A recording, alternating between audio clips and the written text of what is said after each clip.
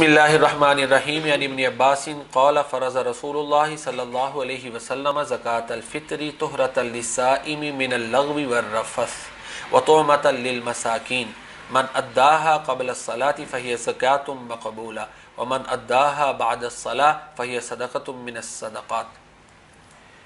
सदक़ातुल फ़ितर के मक़ासिद क्या हैं, ये क्यों अदा किया जाता है?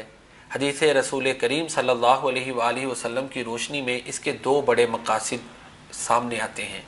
एक मकसद तो ये है कि रोज़ादार से रोज़ा की अदायगी के दौरान हालत रोज़ा में अगर किसी किस्म की कोई कमी कोताही हो गई है तो उसकी मुआफ़ी के तौर पर सदका फ़ितर अदा किया जाता है ताकि अल्लाह ताला उसको मुआफ़ फरमा दे।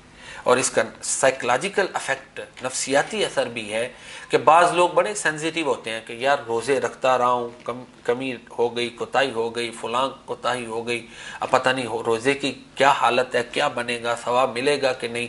कुछ लोग ओवर सेंसिटिव होते हैं। तो ऐसे लोगों के लिए एक नफ्सियाती इलाज है कि भाई तुम सदकातुल फितर अदा करो, जो कमियां हैं वो अल्लाह ताला माफ़ करने वाला है, तुम्हारा रोज़ा जो है वो कबूल हो जाएगा। तो ये रोज़ादार के लिए भी एक नेमत है। सदकातुल फितर रोज़ादार के लिए भी एक नेमत है।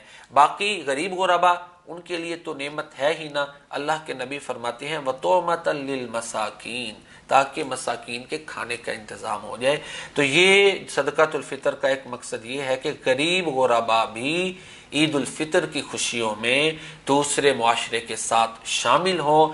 मुआशरे का कोई तबका ऐसा ना रहे कि जो अपने आप को महरूम और डिप्राइव्ड समझे, अपने आप को अपने मुआशरे का कह लें कि एक रिजेक्टेड कम्युनिटी समझे कि मुझे तो मुआशरे ने रिजेक्ट कर दिया है, मुआशरा मुझे अपने अंदर शामिल करने के लिए तैयार ही नहीं है।